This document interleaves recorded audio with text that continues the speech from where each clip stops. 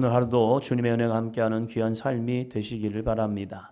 우리가 이 역대 상하를 보면서 나는 어떠한 믿음의 삶을 살고 있을까 한번 되돌아봐야 합니다.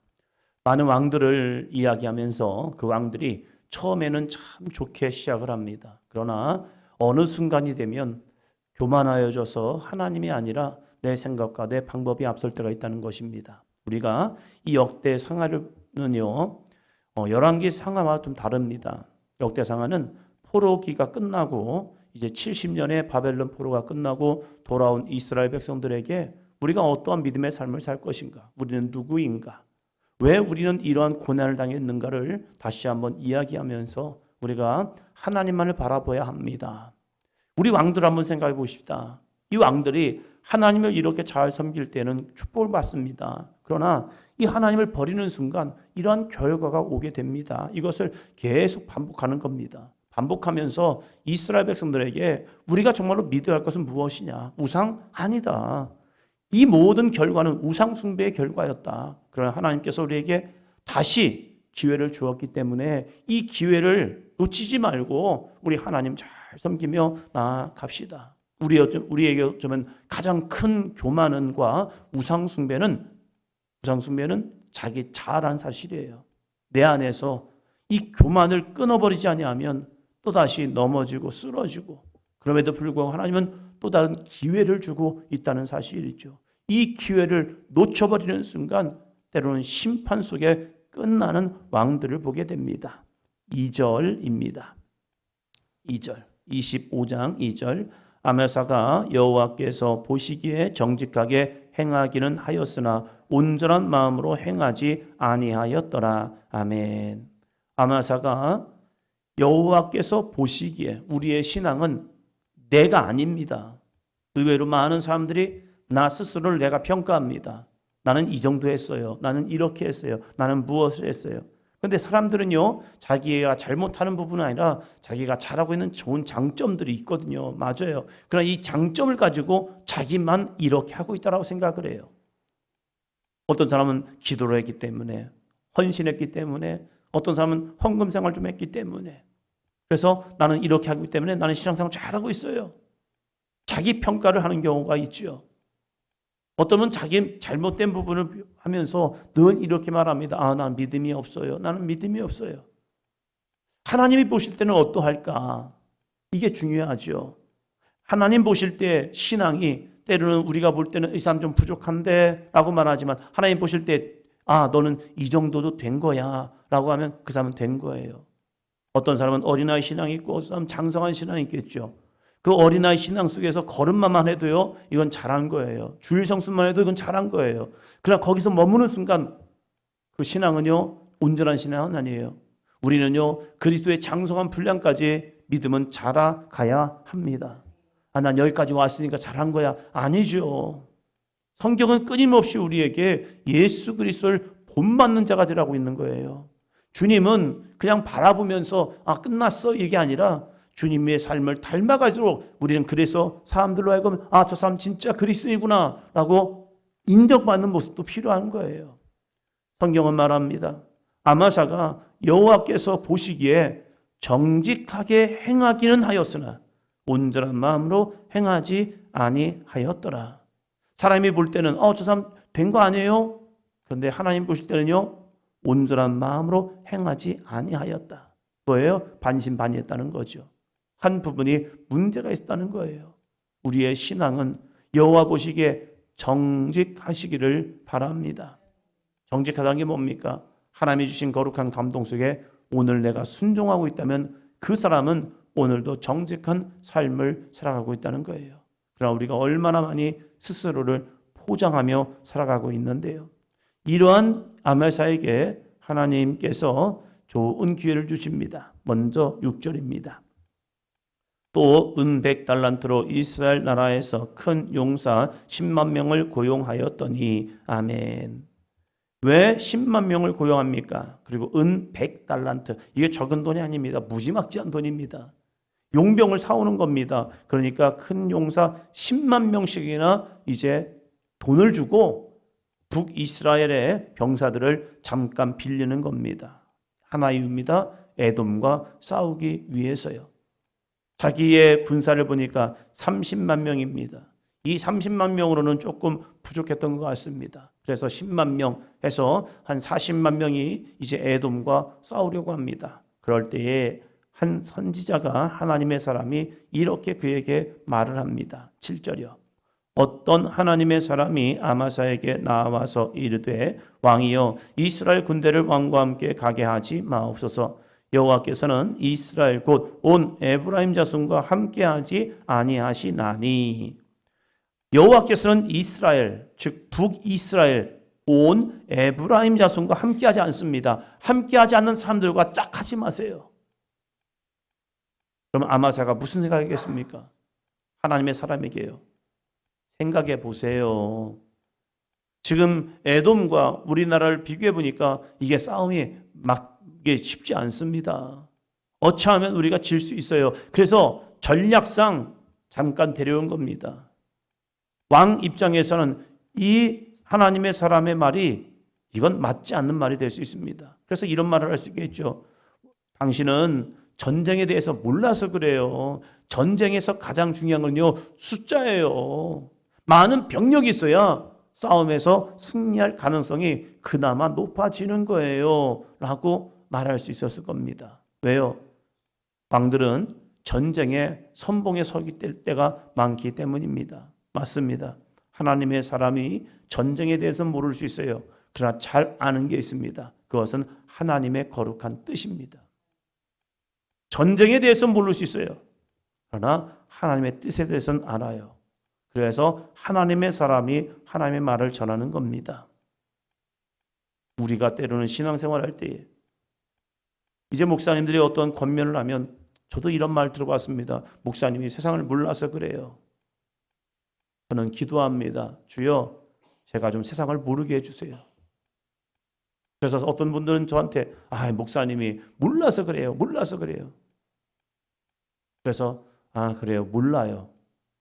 저는 모르는 게 나쁘다고 생각하지 않습니다. 세상은 모르지만 목사에게 중요한 것은 하나님의 뜻입니다. 때로는 세상에서 미련한 것 같아도요, 하나님은 오르십니다. 세상에서 이건 안 돼! 라고 할 수 있지만 하나님이 하신다고 하면 하는 겁니다. 제 안에 제가 느끼는 갈등이 그거예요. 저도 이것저것 이렇게 듣다 보니까 조금 세상에 대해서 조금 아는 것 같아요. 그때 제 안에 범하는 오류가 뭐냐면 하나님 아닌 것 같은데요. 하나님 아닌 것 같은데요. 때론 교인들과 대화를 하다 보면, 이야기를 하다 보면 이성이 앞설 때가 있어요. 그래서 얘기를 하다 보면 이걸 하나님이 기뻐하지 않는다는 것을 깨닫게 될 때가 있어요. 그래서 이거 잘못했구나. 이게 잘못된 거구나. 이걸 깨닫게 돼요. 그래서 수정할 때가 있습니다. 제 마음은 이런 마음이었는데 하나님은 그걸 원하지 않으시는 것 같습니다. 이걸 놓고 기도해 봅시다. 할 때가 있습니다. 지금 하나님의 사람이 아마사 왕에게 와서 전쟁하는데 30만 플러스 10만이면 40만, 이 숫자가 더 좋잖아요. 그런데 이 사람들, 하나님께서 북이스라엘 사람과 함께하지 않는데요. 함께하지 않는 이들과 간다면 더 큰 문제가 생깁니다. 그러면서 이 왕에게 이렇게 말합니다. 8절이요. 왕이 만일 가시거든 힘써 싸우소서. 하나님이 왕을 적군 앞에 엎드러지게 하시리이다. 하나님은 능히 돕기도 하시고 능히 패하게도 하시나이다 하니. 정말로 전쟁 앞에서 기분 나쁜 말을 합니다. 도와주지 못할 망정, 지금 이 북이스라엘 은 100달란트 엄청난 돈을 가지고 용병을 사왔는데 그들을 돌려보내래요. 그냥. 그럼 전쟁 어떻게 할 건데? 그러면 왕이 알아서 싸우세요.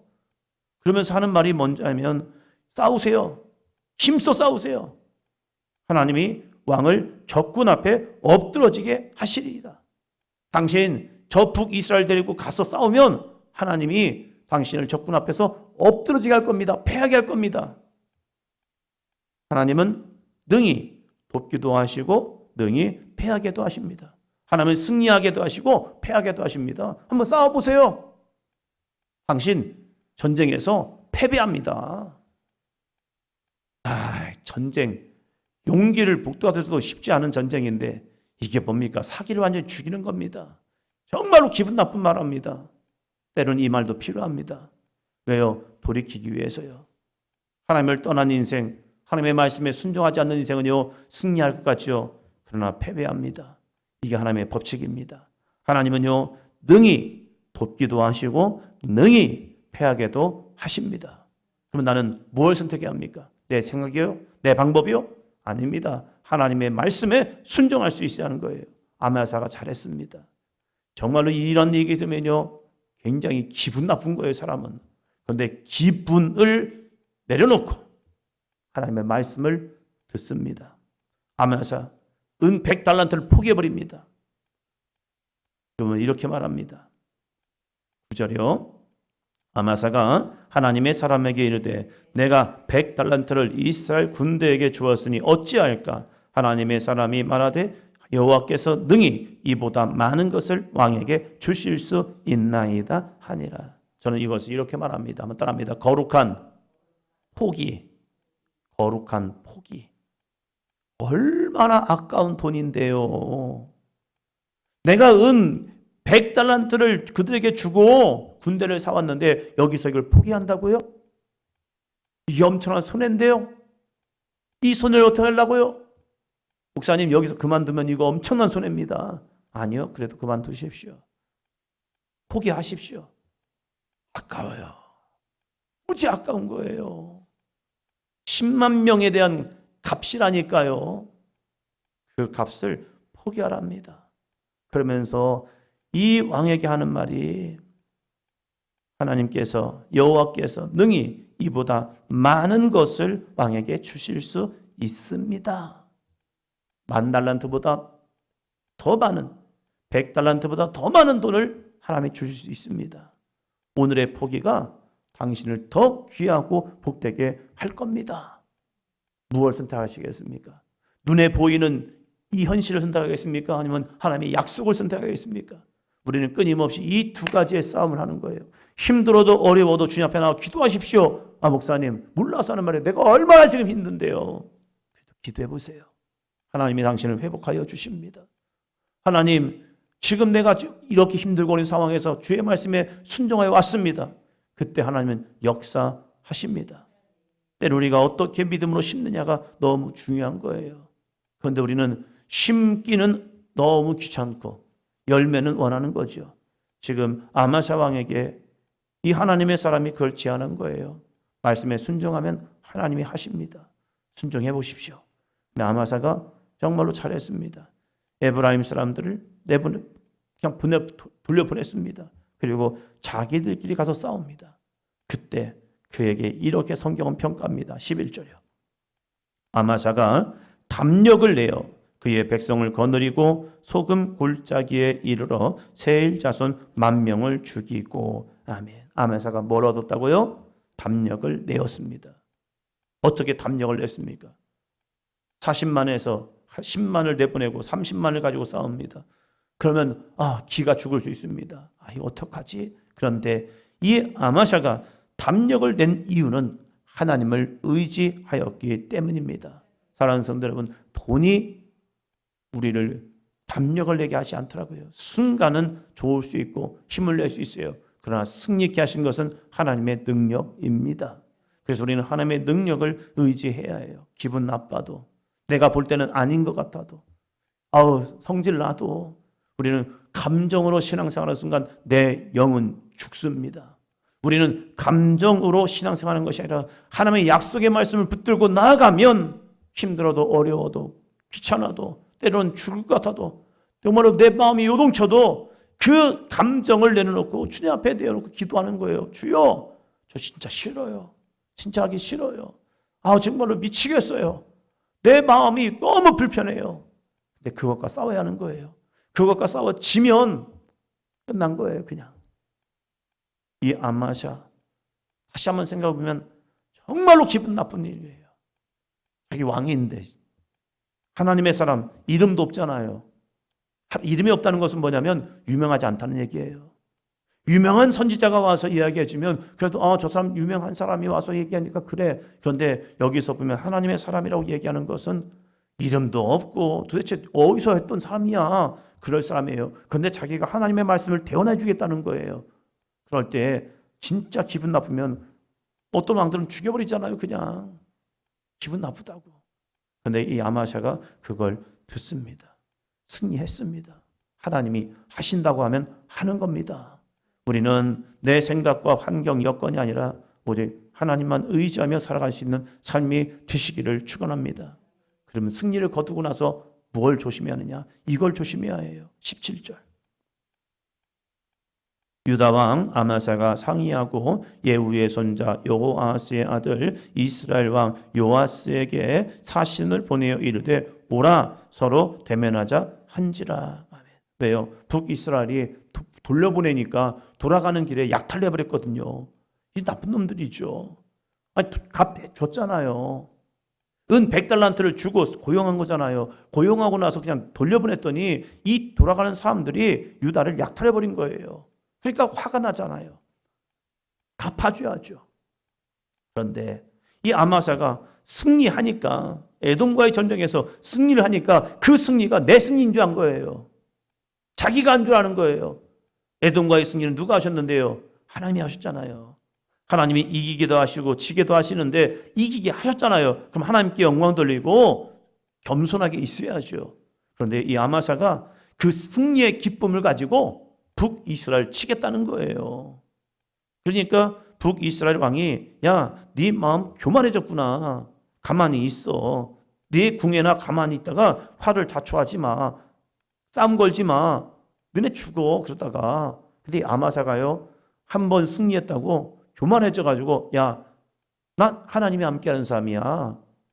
너는 하나님이 함께하지 않잖아. 나 승리할 수 있어.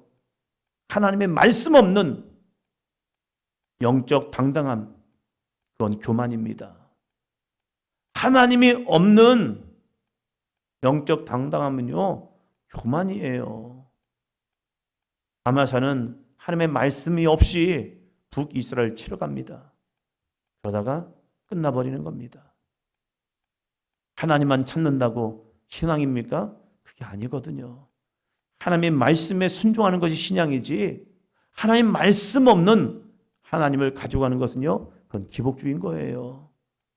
나 교회 신앙생활하니까, 나 하나님을 아니까 내가 가는 길에 하나님이 형통하게 하시겠지? 천만의 말씀입니다. 내가 신앙생활을 잘해도 하나님의 길이 아니라 내 길이 가면요, 실패해야 은혜입니다. 저의 삶도 그렇더라고요. 여러분의 삶에도 그 하나님을 의지하며 오늘 아마샤 왕을 다시 한번 보면서 나는 지금 어떤 길을 가고 있지? 나는 세상을 의지하고 있는지, 환경을 의지하고 있는지, 아니면 진짜 하나님을 의지하고 있는지, 이 하나님을 통하여서 내게 은혜를 주시고 복을 주시고 승리케 하셨다면 나는 오늘 겸손한 믿음을 가지고 주님만이 나의 왕이십니다라고 고백하는지, 아니면 이 하나님이 함께했던 사건 때문에 내 마음이 교만해져서 그저 다른 것은 들리지 아니하고 나는 하나님이 함께하는 사람이야. 그래서 이것도 해도 괜찮고 저것도 해도 괜찮은 거야. 이래서 망가지거든요.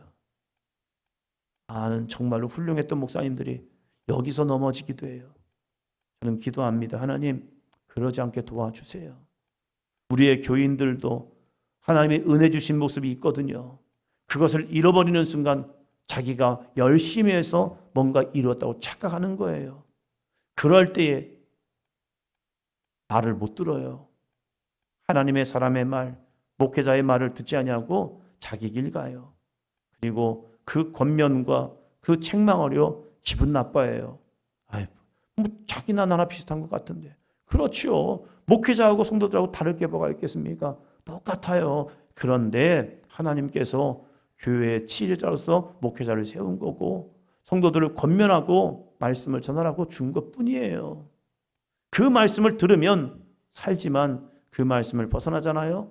그러면 나는 점점점 하나님과 거리가 멀어지고 있다는 사실입니다. 오늘 이 새벽에 주님을 더욱더 의지하며 바라보며 나는 어떠한 순종자인가? 나는 어떠한 말에 순종하고 있는가? 이 믿음을 찾아내어서 주님과 더 가까워지는 시간이 되기를 축원합니다.